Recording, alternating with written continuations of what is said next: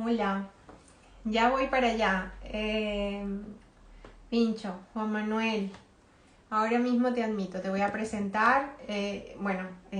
Yo creo que ahora mismo es muy difícil que poca, yo creo que más bien poca gente no te conoce, ¿no? Pero bueno, hoy tengo una conversación con mi estimado Juan Manuel García López. Él es el director del Instituto de Ciencias del Comportamiento, sinergólogo, formado en análisis del comportamiento en el crimen por el FBI, negociador de incidentes críticos, certificado internacionalmente por Paul Ekman y colaborador en programas de divulgación científica, en congresos, como es el caso que nos ocupa también esta tarde. Y además de un gran TikToker, Instagramer, ¿no? Todo esto. Y bueno, ahora le voy a dar paso para comenzar nuestra charla por aquí y así damos tiempo a que se vayan uniendo muchas más personas, ¿vale? A ver, aquí voy. Aquí estás y aquí estás. Ahí, a ver. Hola, Ah, Melina, muy buenas, ¿qué tal? bien, ¿y tú?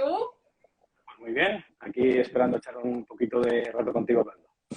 Con ganas, tenía muchas ganas de volver a tenerte por aquí porque siempre es muy agradable conversar contigo. Y tengo muchísimas ganas de poder ir, me veo así como un poco la mitad de la cara, ¿no? Así, Ahora bien, mejor. ahora, ahora. Tengo muchísimas ganas de que podamos charlar en directo. Ojalá pueda asistir al congreso de forma presencial, porque online estoy inscrita, ¿no? Pero estoy tratando de hacer todo lo posible para que sea de forma presencial y poder charlar contigo fuera de las cámaras. Pues ojalá, yo cruzo los dedos, a ver si es verdad que puedes. ¿Cómo estás? ¿Cómo te Pues estás bien, preparando para esa participación en el congreso, en el segundo congreso internacional del trauma psicológico? Hoy he bien, visto pues que el doctor Alonso Puig estaba, estaba saludando, invitando a todos a que no también asistan, que él también dará una ponencia junto contigo y otros profesionales en el área, ¿no? ¿Cómo te eso preparas? es. Bueno, pues de momento todavía de vacaciones y pensando un poquito en qué es lo que tengo muy claro de lo que voy a hablar. Voy a hablar, por supuesto, de estados emocionales, voy a hablar de cómo el profesional tiene que ayudar y cómo incluso ya fuera incluso del profesional, cualquier persona que pueda ver ciertos signos a nivel de comunicación no verbal, de lenguaje corporal más bien, pues pueda tener presente el que puede estar ocurriendo algo. Entonces, es valorar qué es lo que ocurre en una persona a través de sus gestos y su verbalidad también, todo acompañado y poder pues identificar esas banderas rojas y cuanto menos tenerlas en cuenta. Sí, sí. Justamente su ponencia va a girar en torno al título que le puse a este directo de hoy, que es la importancia de lo no consciente, ¿no? Y justamente de lo que estás hablando ahora. Cómo en consulta eh, psicoterapéutica, en psicología, podemos detectar señales que son importantes. Tú has estado, bueno, o estás inmerso en todo esto también porque colaboras con otros profesionales en todo el tema de la prevención del suicidio y yo creo que aquí ¿no? Es donde también tenemos que estar bastante alertas. ¿No? Cuéntame un poquito de tu experiencia en este campo, ¿no? Dando formación en esta área. Pues como bien has dicho, yo estoy dentro de Princesa 81, Psicólogos Princesa 81, que es un gabinete psicológico donde hay muchos profesionales, entre los cuales se encuentra Pedro Martín Barrajón, que hoy en día es uno de las luces, ¿no?, de prevención del suicidio. Y llevamos varios años concienciando y preparando a profesionales en qué es lo que tienen que hacer y sobre todo qué es lo que no tienen que hacer cuando se enfrentan a una persona con ideación suicida, ¿no? Y además con diferentes intentos autolíticos. Formamos a profesionales e incluso a quien se quiera apuntar, es decir, abrimos muchas veces cursos para incluso papás, para mamás, para personas que puedan creer que tener ciertos conocimientos en la gestión de una persona con ideación suicida pueda ser bueno, y lo es. Llevamos ya varios años, insisto, formando en colegios de psicólogos, formando además en Latinoamérica. Y en este último año he tenido también la gran suerte de ingresar dentro del grupo de trabajo de salud mental de la Sociedad Española de Medicina de Emergencias, donde también estamos trabajando con respecto al suicidio, al trastorno de estrés postraumático, pues, en fin, todo lo que sea salud mental y dentro de dentro de mi perspectiva de observador, utilizar el lenguaje no consciente, la comunicación no consciente, para poder ahondar un poquito más en lo que el paciente o la persona que tenemos enfrente no nos está llegando a decir del todo o no nos quiere decir. Entonces, nosotros debemos, pues esto, simplemente con la observación y el cuestionamiento, poder llegar a conclusiones pues, muchísimo antes que llegaría a lo mejor un profesional sin estas herramientas. Uh-huh. ¿Cómo ha sido para ti la acogida de la comunicación no verbal, no consciente dentro del ámbito de la salud mental? Porque yo creo, antes esto no se contemplaba mucho, ¿no? Ahora yo creo que sí se ha adquirido, ¿no?, una necesaria importancia, porque no solamente es lo que nos dicen, sino lo que nos dicen detrás, ¿no? Lo que nos comunican detrás, porque como es imposible no comunicar, como siempre lo decimos, ¿no? Como cuando comenzamos una de nuestras charlas o algunas de nuestras charlas que hemos tenido. Entonces, ¿crees que realmente se está prestando más importancia a nivel de salud, no solamente salud mental, sino también en la salud pública, esto de la comunicación no verbal, no consciente? Sí, yo creo que cada vez va a más. Es verdad que cada vez que es demasiado lento todavía y con el grandísimo número de profesionales que existe, pues es difícil llegar a un gran número, pero es verdad que cada vez vamos a más y cada vez vamos a más porque ya no solamente es pues, un señor con gafas que te viene a dar una clase de comunicación no verbal, sino que a la semana de yo dar una clase recibo feedback de, oye, Juanma, me acabo de ocurrir esto, he visto una persona que venía de esta manera y he conseguido sacarle que tenía ideación suicida y ha sido gracias a poder observar este tipo de gestos o incluso llegar a detectar intentos de agresión, ¿no?, por parte de facultativos. De estar en consulta y detectar ciertos ítems que yo les he enseñado antes que son previos, ¿no?, a una agresión. Entonces, claro, cuando un profesional de la salud, incluso en el sector público, aprende algo y lo pone en marcha y ve que funciona y ve que previene y ve que observa, pues lo que hace es decir, oye, mira, yo he hecho este curso, he hecho esta formación, os la recomiendo porque es una maravilla porque realmente tiene pues los efectos que nos prometen en esta formación, ¿no? Es decir, te formas de una manera que puedes llegar a ver mucho más. Cuando esto ocurre, pues la verdad que la progresión es geométrica y tenemos, de hecho ya últimamente, tenemos que estar no diciendo que no a ciertas formaciones, pero aplazándolas muchísimo, incluso algún año de plazo en cuanto a tiempo, porque es que estamos a tope. Estamos a tope. La verdad que tenemos muchísimo trabajo y bueno, pues algunas formaciones muy grandes que nos piden hacer, pues no son tan fáciles de hacer. Entonces, la verdad que bueno, de algunos años para acá, pues no tiene nada que ver. O sea, tanto psicólogos, enfermeros, los técnicos de emergencia sanitaria, los médicos, se están formando en ello. Yo tengo ejemplos incluso grabados en vídeo de enfermeros que han llegado a detectar un acto autolítico en una persona con una hipoglucemia, era una simple hipoglucemia, y una enfermera llegaba a detectar que era un intento de suicidio. Claro, y lo detectó por una serie de reacciones en el rostro de esta persona. Esta persona hizo una formación mía, un nivel básico de mi formación y llegó a poder detectar ese intento autolítico. Entonces, claro, pues esta chica es una gran embajadora y puede llegar a decir que oye, realmente esto es muy serio, esto es una herramienta muy importante que puede llegar a salvar vidas. Claro, una herramienta muy potente, sí. Fíjate esto que decías sobre el poder evitar agresiones, ¿no? Porque esto ocurre y lo vemos en los periódicos cada cierto tiempo. Vamos a ver, por ejemplo, aquí pueden haber enfermeros, pueden haber médicos. De hecho, dentro de mi comunidad bueno, hay muchos psicólogos, médicos y ¿no? Y también de la salud en general. ¿Cómo puede detectar eh, un médico que esa persona que tiene enfrente está a punto de agredirle? ¿Cuáles son las señales? Bueno, puede haber multitud de señales, ¿no? Es decir, y algunas son evidentes. Es decir, lo más evidente es la señal número uno que nosotros definimos, que es una emoción negativa. Nadie feliz, nadie contento te va a agredir, salvo que tenga una enfermedad mental, ¿no? Y entre en brote en ese momento. Pero evidentemente tiene que estar enfadada o incluso triste, es decir, una emoción negativa que nosotros podemos observar claramente. En el segundo punto, nosotros tenemos que observar también que esta persona, una persona controlada, que se está controlando, es más difícil que llegue a hacer una agresión, porque una agresión controlada es una agresión que aceptas las consecuencias que va a haber. Y si una persona, un ser humano, ya está pensando las consecuencias que va a haber por una agresión, se va a pensar mucho cometerla. Es decir, la mayoría de las agresiones que se cometen en consulta son reacciones espontáneas. Son reacciones que va aumentando el perfil emocional y al final desencadenan en una agresión. Por lo tanto, nosotros tenemos que ver que hay una gradación en cuanto al momento emocional de esta persona, y uno de los gestos que nosotros hemos observado cuando una persona empieza a perder un poquito el control de la situación es cuando la mayoría de su gesticulación pasa a la parte izquierda de su cuerpo en vez de a la parte derecha. La parte izquierda del cuerpo la utilizamos menos cuando estamos controlados. Y nosotros cuando estamos controlados utilizamos más la parte derecha.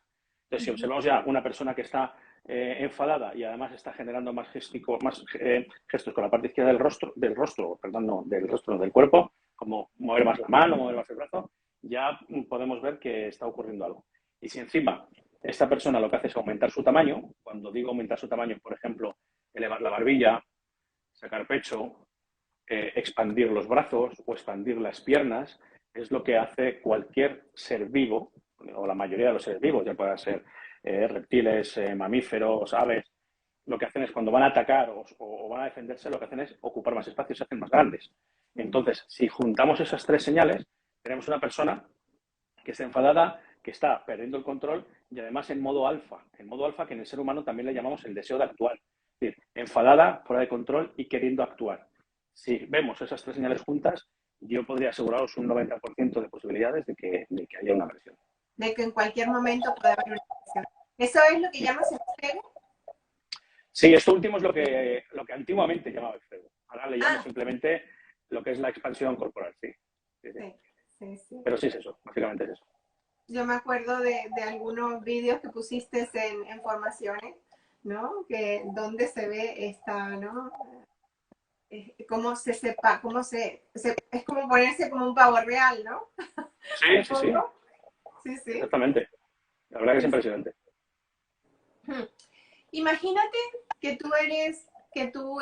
eres psicólogo, estás atendiendo a un paciente. ¿Qué cosas, a qué cosas prestarías atención? ¿A qué gestos prestarías atención? Imagínate una situación. Vale. Mira, esto es muy importante lo que acabas de decir, porque claro, imagínate que yo ahora doy un curso de formación a un montón de psicólogos, de médicos, etcétera, de profesionales, y les digo, hola, ya sabéis comunicación no verbal, ya sabéis interpretar gestos, a la consulta. Entonces ahora está este psicólogo que tú me dices y empieza a escuchar a su paciente y empieza a ver que mueve las cejas, que mueve la cabeza para un lado, para el otro, que está haciendo algo con las manos, que las piernas las cruza hacia un lado, hacia el otro, que se toca un dedo. O las Y empieza a mueves, fijarse. Puede hacer mil cosas, ¿no? Y empieza a fijarse en todas ellas e intentar recordar qué es lo que yo había explicado sobre los gestos. Entonces, de repente llega un momento en que el paciente deja de hablar, el psicólogo le mira a los ojos y se acaba de dar cuenta que no ha escuchado nada de lo que ha dicho. Porque su atención estaba en interpretar gestos. ¿Y ahora qué hacemos? Es decir, eso es un peligro, ¿no? ¿Por qué te estoy diciendo todo esto? Pues ya llego a tu pregunta. Digo todo esto porque cuando nosotros queremos interpretar, nosotros tenemos la capacidad ya porque hemos hecho un curso, hemos hecho una formación y sabemos la teoría. Bueno, ahora vamos a ir a la práctica. Entonces, ¿en qué se tiene que fijar el psicólogo? En nada. Y espérate, que si no me vas a decir, pues vaya tela. No, me refiero, el arma principal del psicólogo es la escucha activa. Y la escucha activa necesita una atención plena. Si yo me voy a otras cosas, no tengo una atención plena. Entonces, ¿qué ocurre? Si yo he practicado mucho esto de la comunicación no verbal, puedo ir cogiendo ciertos inputs que van saliendo dentro de esa escucha activa. Tengo ya la capacidad de automatizar la interpretación de estas cosas, con lo cual estupendo. Pero, como en la gran mayoría de los profesionales ocurre, pues porque has hecho un curso hace poco o no te lo has estudiado mucho, no lo tienes automatizado, no lo tienes interiorizado. Entonces, si no lo tengo interiorizado, yo no puedo estar perdiendo el tiempo y la atención en interpretar el picor, en qué ha hecho así con las gafas, porque empiezo a decir, ¿ha hecho esto con las gafas? ¿Esto qué significaba? Eso es. Luego estoy perdiendo atención. ¿Cuál es mi recomendación? ¿Y a qué conclusiones he llegado yo después de más de 10 años de experiencia utilizando estas herramientas? En intervenciones me refiero en entrevistas, ¿no? Sobre todo. Es que cuando nosotros tenemos claro qué es lo que queremos saber de una persona, pues si yo quiero preguntarle por la relación que tuvo con su padre, si hubo unos abusos, quiero preguntarle por la relación que tuvo con su madre. Yo voy a preguntarle abiertamente, como tenemos que hacer, unas preguntas abiertas para que esta persona se explaye y hable, pero si no me queda claro, ahí es donde me toca a mí trabajar. Es decir, y es hacer la pregunta un poquito más directa. Y cuando yo hago la pregunta directa que a mí me interesa saber realmente, es cuando me tengo que poner a analizar también los gestos. Porque fíjate, si yo quiero saber, por ejemplo, Mélida, si te gusta el cuadro que tengo detrás, yo no voy a estar observándote durante toda esta charla para ver si tienes reacciones sobre el cuadro. No voy a perder el tiempo en eso porque no te voy a escuchar bien. Ahora, si a mí me interesa saber si te gusta el cuadro, pues te pregunto. Le digo, Mélida, ¿te gusta el cuadro? Y en ese momento es cuando yo observo y veo si tienes una microexpresión, si te echas para atrás, si pinzas la nariz, hagas lo que seas, porque va a durar. La posibilidad de que tú hagas algún tipo de microgesto va a durar durante el tiempo de la pregunta y 3 o 4 segundos más, nada más. Entonces, no voy a perder la atención sobre lo que tú me estás diciendo y voy a poder centrarme también en lo que tu cuerpo me comunica. Y de esa manera no tengo que estar toda la entrevista pendiente de lo que hacen los gestos. Oye, que los veo y los puedo interpretar de manera automática sin perder la escucha activa. Estupendo. Y esto se llega a conseguir con práctica, con mucha práctica. Yo, gracias a Dios, después de tantos años, pues no hace falta que tenga que hacer esto. Que de vez en cuando también lo hago para corroborar, ¿no? Muchas cosas. Pero lo mejor es lo que te digo. Que me interesa saber algo en concreto, lo pregunto y observo 3 o 4 segundos. Y me relajo y continúo escuchando. Ese es el truco que tiene que hacer el psicólogo en terapia. ¿Y qué tiene que ver? Tiene que verlo todo, tiene que observar todo. Solo decir que siempre que hay un cambio de actitud mental se genera un cambio de actitud corporal. Por tanto, en ocasiones incluso no sabemos lo que acaba de ocurrir. Yo acabo de decir, oye, ¿qué tal con tu padre? Y de repente, bueno, con mi padre bien. Bueno, ¿y por qué te has movido tanto cuando pregunto por tu padre? O sea, hay algo que antes no existía que ha hecho que tú te muevas, ¿no? Cuando tú te mueves es porque aquí se ha movido algo. Y ha sido cuando he preguntado por tu padre. Pues yo como psicólogo digo, vale, aquí tengo que ahondar más. Porque si tú me preguntas por mi padre, digo, no, mi padre, bien. Pues probablemente no haya más, ¿no? A lo mejor pues tú generas un silencio para que yo continúe hablando, me vas haciendo escucha activa y sale lo que sale. Y tú dices, bueno, pues no ha habido ninguna reacción, lo podemos dejar aquí. Pero si hay una reacción, aunque no saques nada en la verbalidad, yo ahondaría, volvería a preguntar de alguna otra manera, porque ha habido una reacción corporal. Y las reacciones corporales son reacciones que no controlamos y, por tanto, tienen, digamos, un peso de veracidad mayor que las palabras. Yo me acuerdo que cuando yo hice la formación contigo, intentaba, debo confesarlo, que la primera sesión que tuve posterior a la formación contigo, no me costó tener una escucha activa, ¿no? Porque estaba como muy bombardeada realmente con toda la información que había recibido, ¿no? Porque mucha y muy buena, ¿no? Además. Entonces, claro, después evidentemente me di cuenta de esto que estás diciendo, ¿no? En hacer preguntas fue lo que me ayudó muchísimo, porque me di cuenta de la acción-reacción, ¿no? Exactamente. De la importancia de la acción-reacción. Entonces ahora es como lo que tú dices, sí, se ha automatizado. Ahora cuando yo hago una pregunta específica y veo ese cambio de postura, sobre todo el echarse para atrás, ¿no? Cruzar los brazos, o después de la pregunta, no, hacer algo. Y me hace mucha gracia porque al principio hubo una persona que me dijo, bueno, ¿tú eres bruja o qué? ¿No? Me hizo mucha gracia porque me corroboró que esa observación o eso que le estaba diciendo, o esa pregunta que le estaba haciendo, iba con toda intención, ¿no? Entonces, sí, es súper importante, claro, ir automatizando. Sí, Ir integrando todo esto, ¿no? Dice aquí alguien, no sé si leíste dice, estuve en clase de comunicación no verbal y ahora estoy estudiando psicología clínica y deseo especializarme en psicología criminal. Un abrazo. Qué bien, fíjate. hasta dónde hemos llegado, ¿no? Qué chulo, sí. Además es muy bonita, la psicología criminal es una pasada. Yo estoy ahora metiéndome mucho y ahondando mucho en la perfilación criminal de la psicología forense y la verdad que es una pasada. Una pasada. Una persona me había preguntado por ahí, me ha dicho, ¿y Juan Manuel es psicólogo? Y yo me atreví a decir que tú estabas haciendo, que tú estabas por terminar psicología, ¿no? Estoy estudiando, sí, estoy estudiando, lo que pasa que mis tiempos son horribles. Claro. Entonces, he tenido parones grandes y, bueno, pues ahora, por ejemplo, he hecho un parón y me quiero hacer este máster que te he dicho que, de alguna manera, a ver cómo te digo sin llegar a decirte, he perdido una oportunidad profesional bastante importante por Sí. no ser perfilador criminal. Es decir, Ah, yo he trabajado como investigador y al no tener una titulación de perfilador criminal tal cual, he perdido sí. una... Pero he perdido porque yo he querido perderla, una oportunidad laboral muy grande con un estudio estadounidense de cine, muy importante. Bueno, te lo digo, con Universal Pictures. Universal Pictures me llegó a ofrecer la presentación de una película en España y porque querían un perfilador criminal. Y yo les dije, yo no soy perfilador criminal. Y me dijeron, bueno, da igual, pero dije, no, da igual, no. Yo si hablo porque sé y porque soy, pero si no soy, no puedo hablar. Entonces se aparta un poquito y me centro ahora mismo en la perfilación y en la psicología forense. Por si viniera otra vez la oportunidad, me han dicho que querían contar conmigo, pero yo les he dicho que hasta que no me respaldara algo no lo quería hacer. Tengo conocimientos, por supuesto, pero moralmente no me dejaba mi conciencia hacerlo.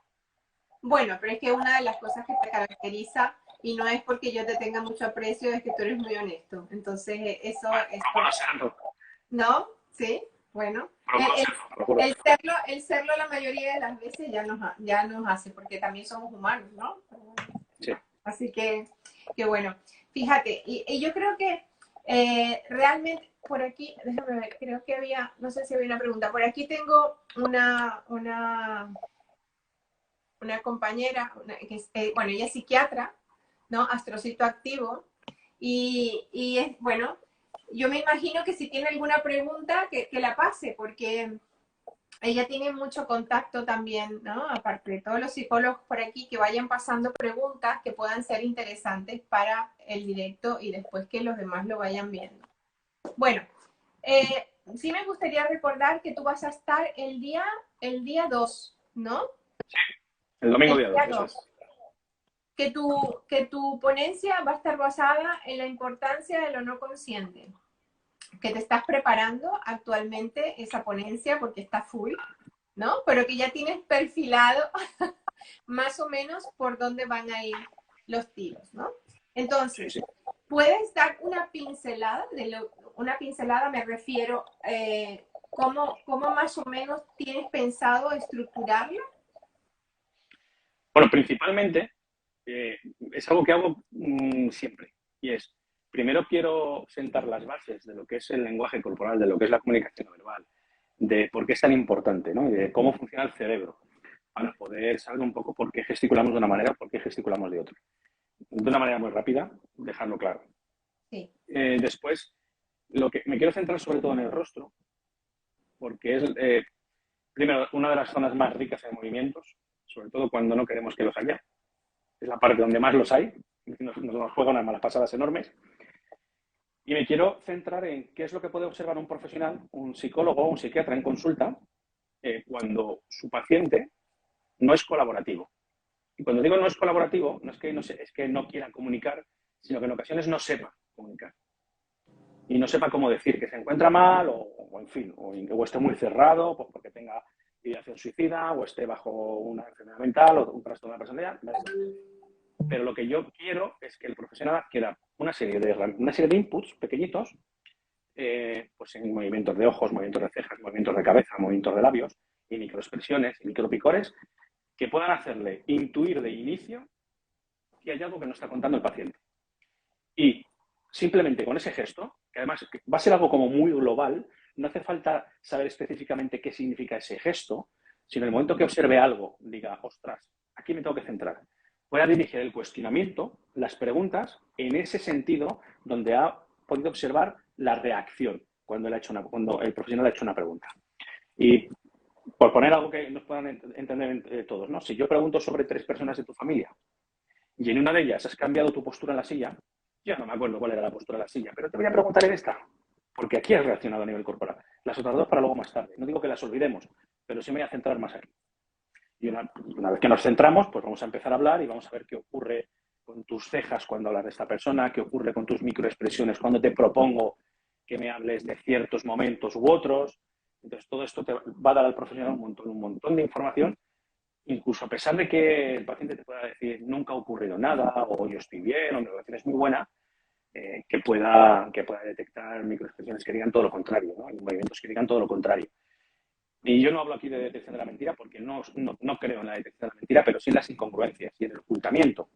Entonces, podemos ayudar mucho a una persona cuando en ocasiones ni siquiera sabe cómo explicar algo o cómo decir algo. Y tenemos que ayudarla a sacar y a que haga una ventilación emocional y nos informe y nos diga de lo que está ocurriendo. Y una manera muy buena es poder saber qué es lo que está pasando esa persona en ese momento o intuirlo y poder, de alguna manera, despejar el camino de salida para que esta persona hable de ese tema y podamos solucionar muchas cosas.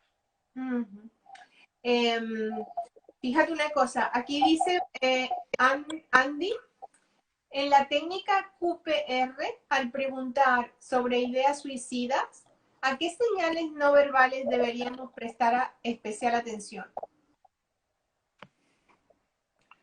Vale, mira, directamente cuando preguntamos sobre ideación suicida a un paciente, ¿vale? Porque a un paciente, incluso a un familiar, porque hay que preguntar, ¿eh? Es decir, sí. esto de que es un tabú y no hay que hablar de esto, no, hay que preguntar. Pues nosotros tenemos que observar qué es lo que ocurre con el cuerpo una vez que nosotros lanzamos el estímulo, ¿no? La bomba, como digo yo. Vamos a ver qué tipo de microexpresiones ocurren en el rostro, ¿no? Si hay tristeza, si hay ira, si hay desprecio, si hay asco, si hay emociones sobre todo negativas. Si las hay y nos están, digamos, diciendo que no pasa nada, bueno, es importante ver que hay una reacción negativa ante la pregunta.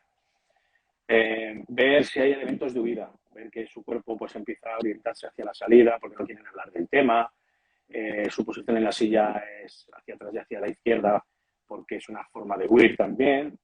Es decir, ver una serie de gestos que nos impliquen que esa pregunta o esa situación no es cómoda, porque si yo no tengo ideación suicida y tú me preguntas, yo te voy a decir, no, por Dios, o no, lo que sea, pero yo no voy a tener las ganas de huir. Sino una persona que a lo mejor se lo esté planteando sí va a tener ganas de huir, ganas de irse. ¿Qué es lo que ocurre cuando nuestro cerebro límbico actúa como si le estuvieran atacando? Se Pues activa. actúa de muchas maneras, ¿vale? Actúa de tres maneras diferentes. O ataca, o huye, o se queda petrificado, ¿no? Entonces, dentro de esas tres posibilidades, tenemos que ver que el cuerpo puede actuar en cualquiera de estas tres posibilidades cuando nosotros preguntamos eso. A lo mejor puede empezar a decir, ¿pero por qué preguntas eso? Porque no sé cuántos, tal, y vemos que ataca, bueno, lo tenemos en cuenta. O simplemente no dice nada, dice que todo está perfecto, que se encuentra muy bien y se queda con una rigidez absoluta, o incluso hay estos síntomas de huida, ¿no? De que la punta de los pies apuntan hacia la puerta, o incluso el cuerpo se gira hacia la salida, hacia la huida. De repente los ojos pues empiezan a enfocar a otros sitios. Hay muchísimas cosas que poder fijarnos. Y yo podría decir que miles.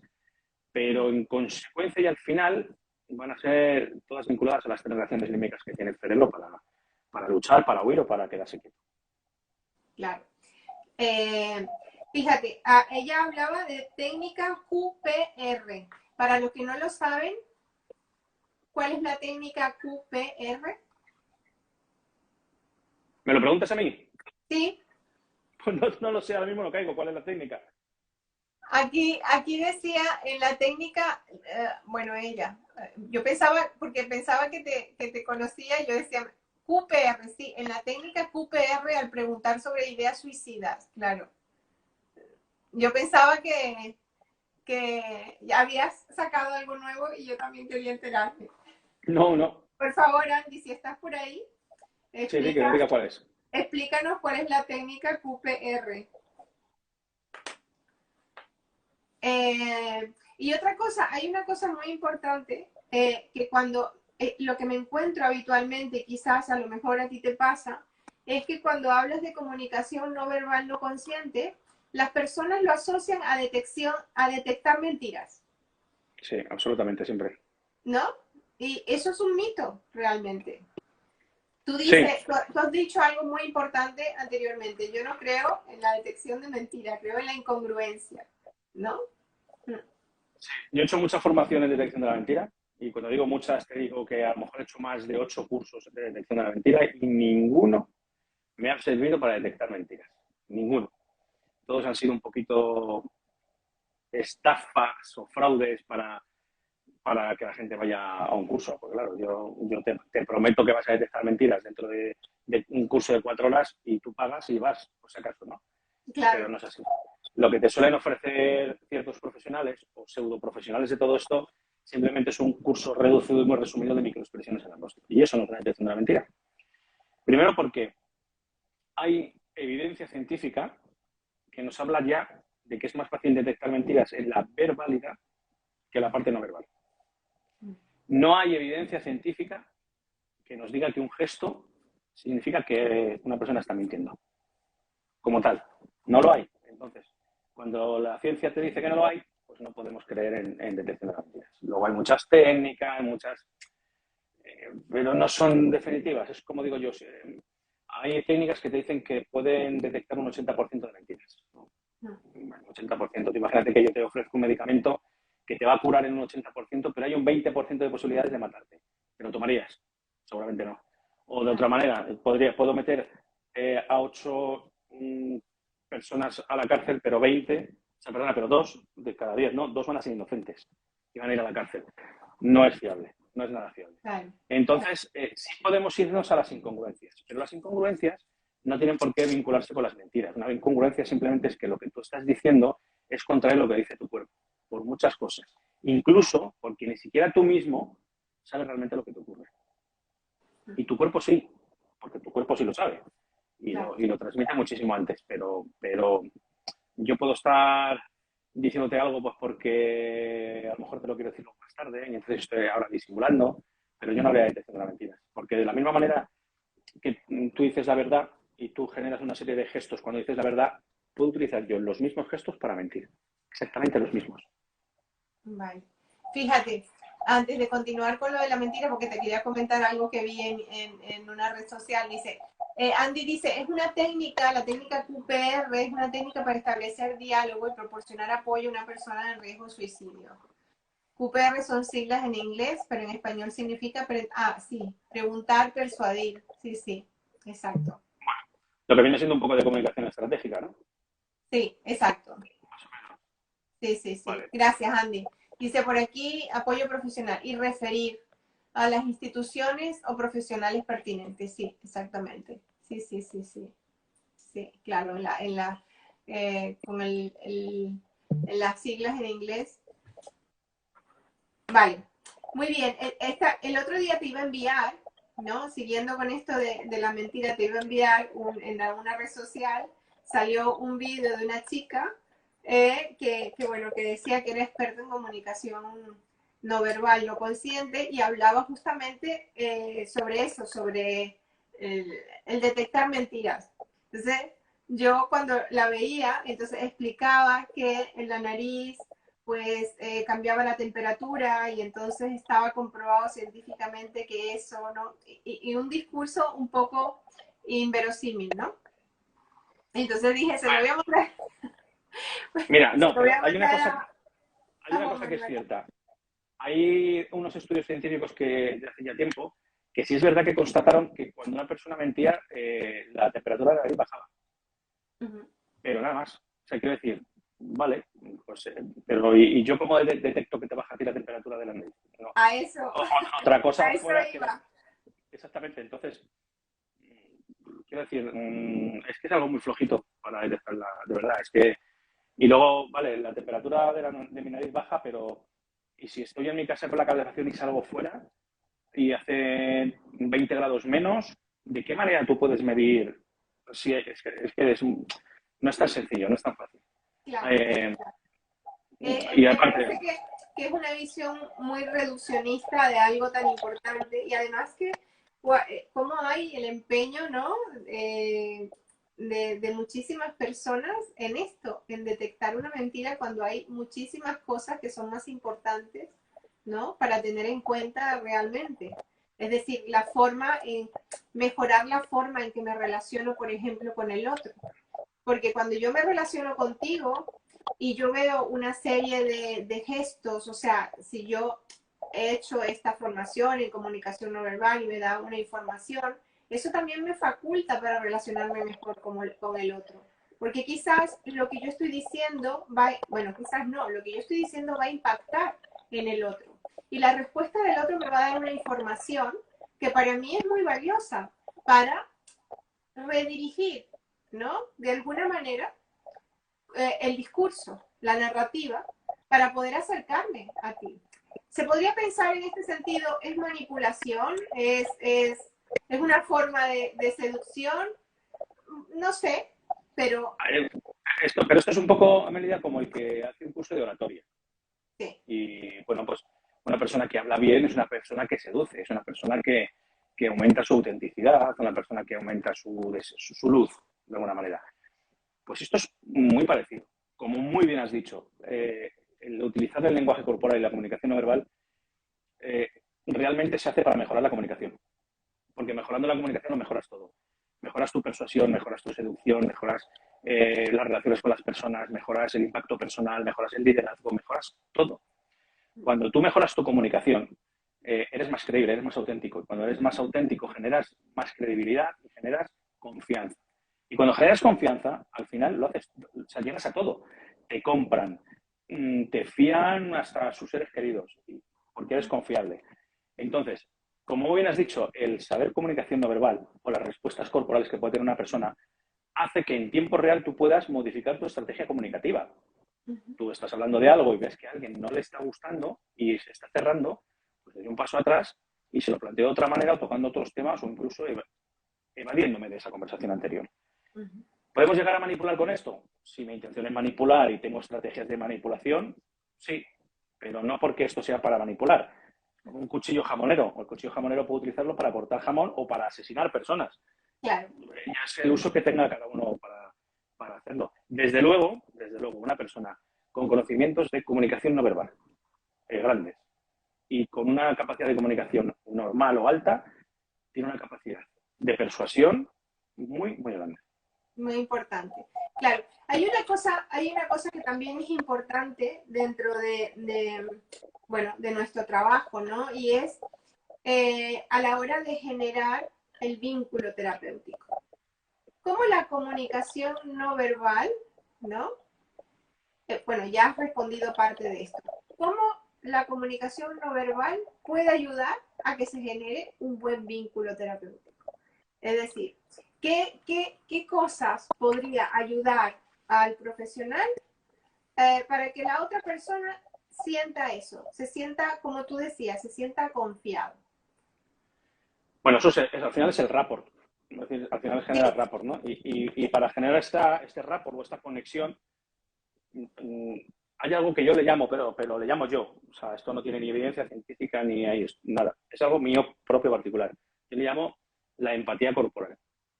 Y la empatía corporal, o el rapport corporal incluso, o sea, empezaríamos por empatía corporal, pero llegaríamos como final a un rapport corporal o una conexión corporal. Lo que yo tengo que hacer es utilizar mi corporalidad para que la otra persona se sienta más a gusto, esté más conectada conmigo, esté más relajada, esté más tranquila. Hay por ahí, os he llegado a escuchar barbaridades como haz los mismos gestos que la otra persona.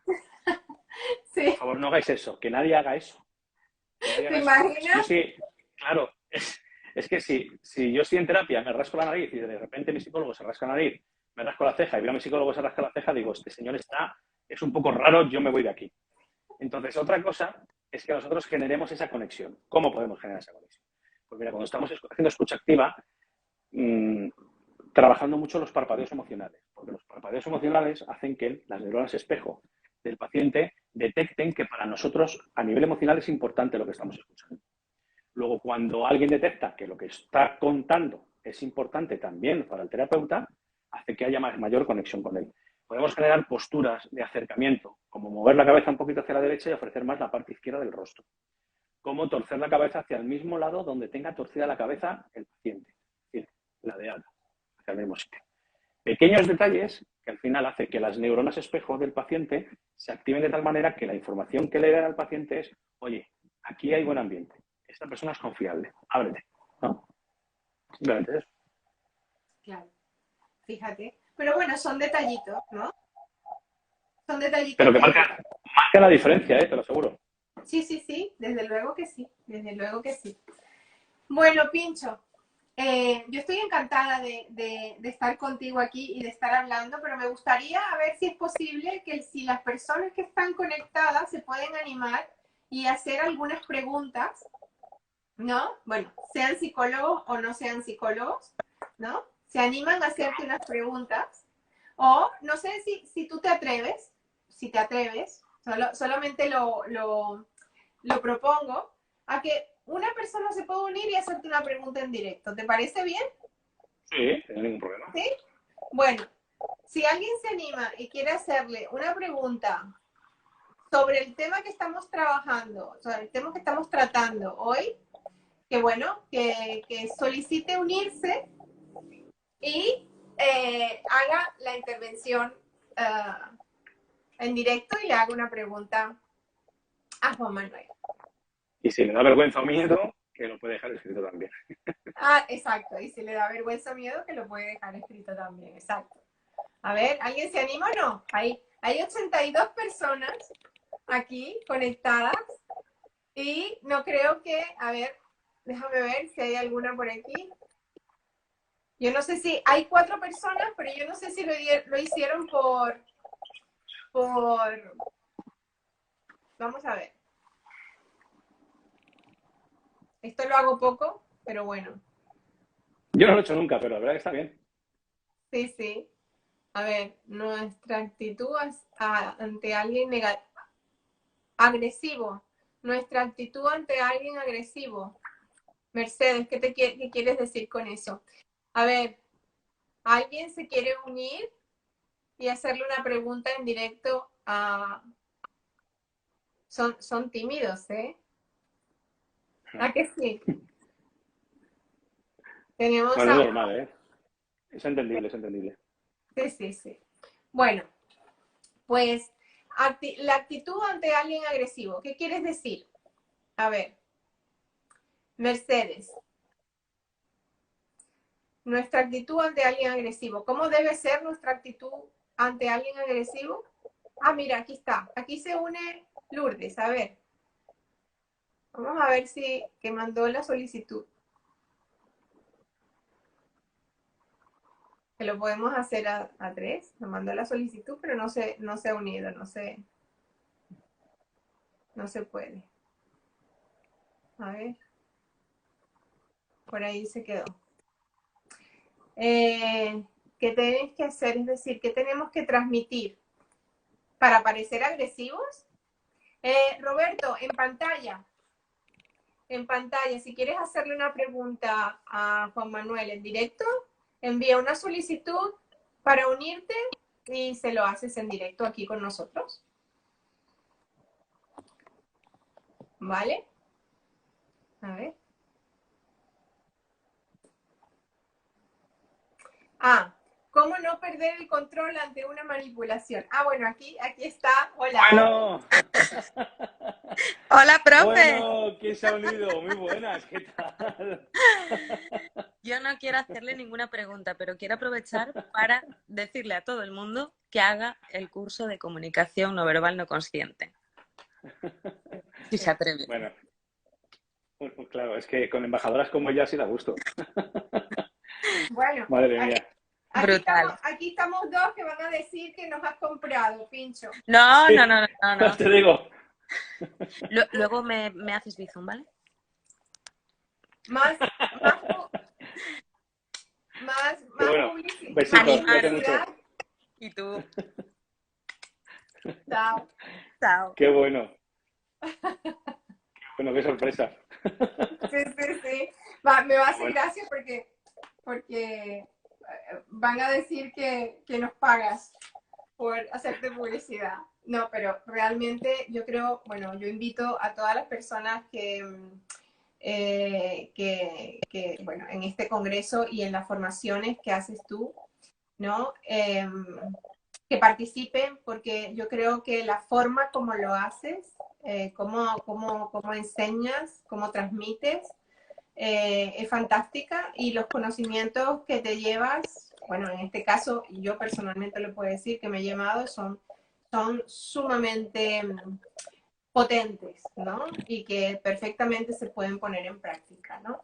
Y si eres curioso más, o más curiosa, pues seguir estudiando sobre comunicación no verbal no consciente, pues te abre un mundo muy distinto, ¿no?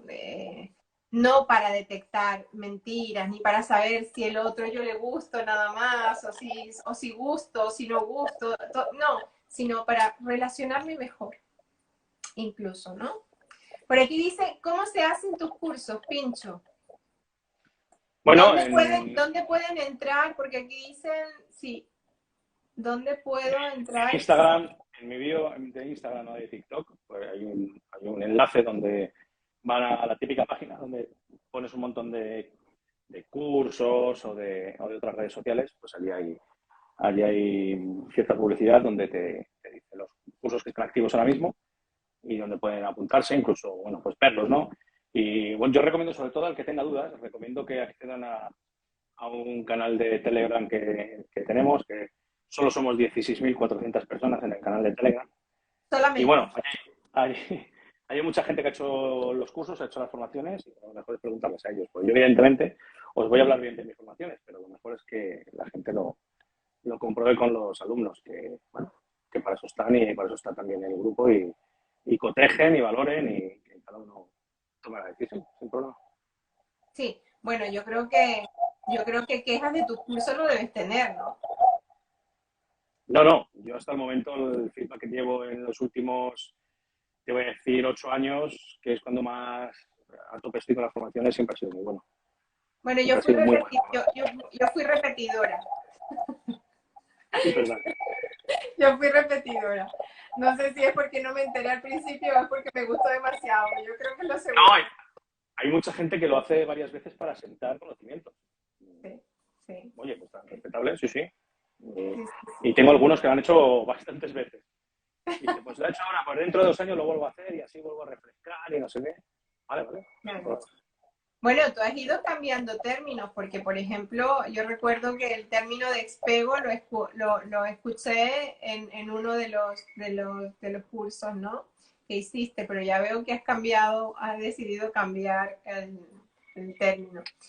Es que todo va evolucionando y todo depende un poco de lo que me voy encontrando y cómo va evolucionando todo, porque yo al final yo no tengo una disciplina solo de comunicación verbal, yo tengo muchas y he estudiado muchas. Entonces yo voy integrando todo lo que yo voy viendo que va funcionando. Y a la vez que lo voy enseñando, intento que se facilite mucho a la hora de aprender por parte del alumno. Por eso algunas veces cambio términos, lo digo a mi manera, lo digo a mi forma y luego intento hacerlo mucho más práctico y mucho más fácil. Y por eso pues cada vez lo voy haciendo diferente.